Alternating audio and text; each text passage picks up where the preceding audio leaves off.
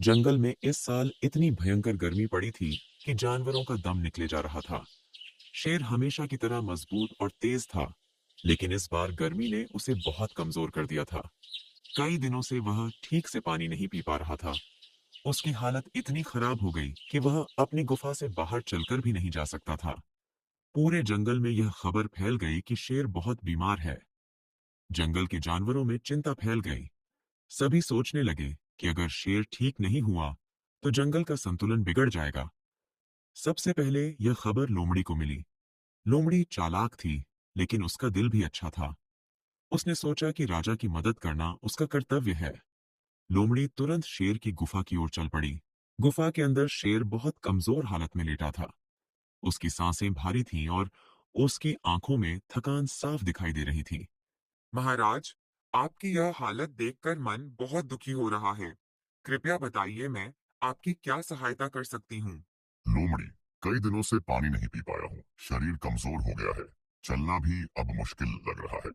महाराज, आप चिंता बिल्कुल मत कीजिए। मैं अभी किसी भी तरह आपके लिए ठंडे पानी की व्यवस्था करती हूँ। यह कहकर लोमड़ी गुफा से बाहर निकली और पानी की तलाश में जंगल की ओर बढ़ गई। थोड़ी दूर जाने पर उसे एक पुराना कुआं दिखाई दिया। उस कुएं में अभी भी थोड़ा पानी बचा था, लेकिन वहां हाथी पहरा दे रहा था। हाथी बहुत सख्त स्वभाव का था। वह किसी को भी आसानी से पानी नहीं लेने देता था, क्योंकि गर्मी के कारण पानी बहुत कम बचा था। हाथी भाई, हमारे राजा शेर बहुत बीमार हैं। उन्हें तुरंत पानी चाहिए। कृपया थोड़ा पानी लेने दीजिए। लोमड़ी, मैं बिना सोचे पानी नहीं दे सकता। सभी जानवर प्यासे हैं। अगर सबको दूंगा तो कुआं सूख जाएगा। अगर राजा स्वस्थ रहेंगे तो पूरा जंगल सुरक्षित रहेगा। उनका ठीक होना हम सबकी जिम्मेदारी भी तो है। हाथी ने कुछ पल सोचा। उसे लोमड़ी की बात सही लगी। तुम सही कह रही हो। जंगल के राजा का स्वस्थ रहना जरूरी है। तुम थोड़ा पानी ले जा सकती हो। लोमड़ी ने धन्यवाद कहा और बड़े ध्यान से एक मिट्टी के घड़े में पानी भर लिया। वह जल्दी जल्दी गुफा की ओर लौटने लगी, लेकिन रास्ते में तेज गर्म हवा चलने लगी। धूल उड़ने लगी और रास्ता साफ दिखाई नहीं दे रहा था। लोमड़ी ने घड़ा मजबूती से पकड़ा। अचानक सामने बंदर आ गया। वे पेड़ों से कूदते हुए नीचे आया और घड़े को देखकर शरारत करने लगा। बंदर हंसते हुए बोला, लोमड़ी बहन, इतना ठंडा पानी कहाँ ले जा रही हो? हमें भी थोड़ा पीने दो, बहुत प्यास लगी है। लोमड़ी जानती थी कि अगर बंदर को पानी दे दिया तो शेर के लिए कम पड़ जाएगा, लेकिन वह उन्हें नाराज भी नहीं करना चाहती थी। यह पानी बीमार शेर के लिए है। पहले उन्हें स्वस्थ होना जरूरी है। फिर हम सब मिलकर पानी ढूंढेंगे। अगर पानी राजा के लिए है तो हम रास्ता साफ करेंगे ताकि तुम जल्दी गुफा तक पहुंच सको। लोमड़ी खुश हो गई। लोमड़ी जल्दी से गुफा तक पहुंची और पानी शेर के सामने रख दिया। शेर ने धीरे धीरे पानी पिया। उसके चेहरे पर थोड़ी राहत दिखाई दी। लोमड़ी, तुमने बहुत बड़ा उपकार किया है। तुम्हारी समझदारी और मेहनत ने मुझे राहत दी है। महाराज, आपका स्वस्थ रहना पूरे जंगल की खुशी है। यह तो मेरा छोटा सा कर्तव्य था। उसी समय बाहर से भेड़िया भी गुफा की ओर आ रहा था। उसे भी शेर की बीमारी की खबर मिल चुकी थी। भेड़िया स्वभाव से तेज और साहसी था। उसने सोचा कि वह भी राजा की मदद करेगा। गुफा में पहुंचकर उसने शेर को कमजोर हालत में देखा। महाराज, आपको इस हाल में देखकर मन बेचैन हो गया। बताइए, मैं आपके लिए क्या कर सकता हूँ? भेड़िया, पानी की बहुत जरूरत है। शरीर साथ नहीं दे रहा, लेकिन लोमड़ी अभी कुछ पानी लाई है। भेड़िया ने लोमड़ी की ओर देखा और सिर हिलाया। एक घड़ा काफी नहीं होगा महाराज। मैं पहाड़ी झरने से साफ पानी लेकर आता हूँ। आप निश्चिंत रहिए। भेड़िया, पहाड़ी झरने तक का रास्ता कठिन है। वहाँ भालू पहरा देता है। सावधानी से जाना। राजा के लिए मुश्किल रास्ते भी आसान हो जाते हैं। मैं बिना पानी लिए वापस नहीं लौटूंगा।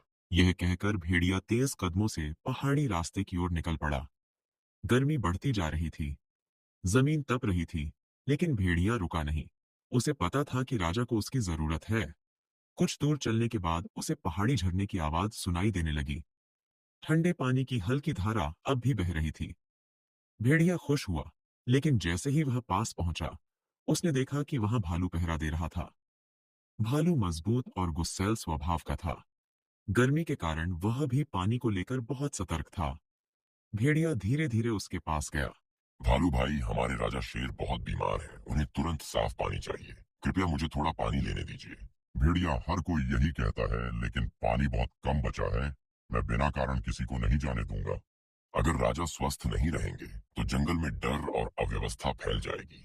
उनका ठीक होना हम सबके लिए जरूरी है। भालू कुछ पल चुप रहा। उसे बात सही लगी, लेकिन उसने एक शर्त रखी। ठीक है, अगर तुम मेरे लिए रास्ते में गिरी लकड़ियां हटाने में मदद करोगे तो मैं पानी लेने दूंगा। राजा की सेवा के लिए मैं कोई भी काम करने को तैयार हूँ। चलिए अभी लकड़ियां हटाते हैं। दोनों मिलकर रास्ते की भारी लकड़ियां हटाने लगे। धूप तेज थी, पसीना बह रहा था, लेकिन भेड़िया बिना रुके काम करता रहा। कुछ देर बाद रास्ता साफ हो गया। तुमने सच्ची निष्ठा दिखाई है भेड़िया। अब तुम जितना जरूरी हो उतना पानी ले जा सकते हो। भेड़िया ने धन्यवाद दिया और बड़े ध्यान से एक मजबूत घड़े में ठंडा पानी भर लिया। अब वह जल्दी जल्दी गुफा की ओर लौटने लगा, लेकिन वापसी के रास्ते में एक नई मुश्किल उसका इंतजार कर रही थी। रास्ते के बीच में जंगली सुअरों का झुंड खड़ा था। वे मिट्टी में लौट रहे थे और रास्ता पूरी तरह बंद था।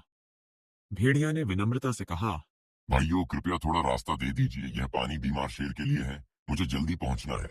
हम भी इस गर्मी से परेशान हैं। हमें क्यों रास्ता छोड़ना चाहिए? पहले हमारी बात सुनो। भेड़िया रुका। वह झगड़ा नहीं चाहता था। बताइए, मैं आपकी क्या मदद कर सकता हूँ, लेकिन कृपया राजा के लिए यह पानी देर मत होने दीजिए। हमारे बच्चों के लिए कीचड़ वाला गड्ढा सूख गया है। अगर तुम पास की नाली खोल दो तो पानी वहां पहुंच जाएगा। भेड़िया तुरंत तैयार हो गया।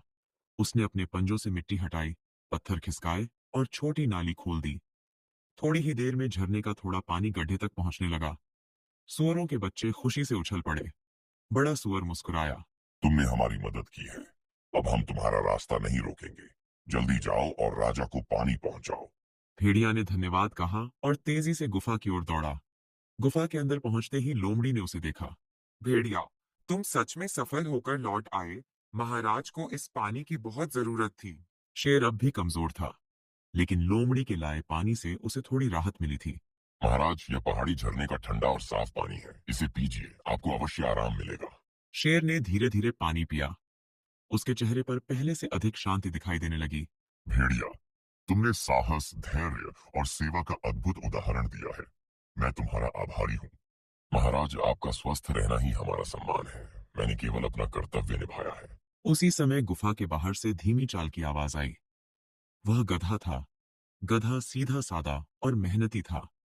उसे भी शेर की बीमारी की खबर मिल चुकी थी। उसने सोचा कि वह भी किसी न किसी तरह मदद करेगा। गुफा के अंदर आकर उसने शेर को देखा और उसकी आंखों में चिंता भर गई। महाराज, आपको इस हालत में देखकर मन भारी हो गया। कृपया मुझे भी आपकी सेवा करने का अवसर दीजिए। शेर ने हल्की मुस्कान के साथ उसकी ओर देखा। गधा, लोमड़ी और भेड़िया पहले से ही मेरे लिए इतना पानी ले आए ही कि अब मैं बिल्कुल ठीक और तंदुरुस्त महसूस कर रहा हूँ। लेकिन तुम्हें मेरी फिक्र है, यह जानकर बहुत अच्छा लगा। इतना कहकर चारों गुफा के बाहर आए और जंगल की ओर निकल पड़े।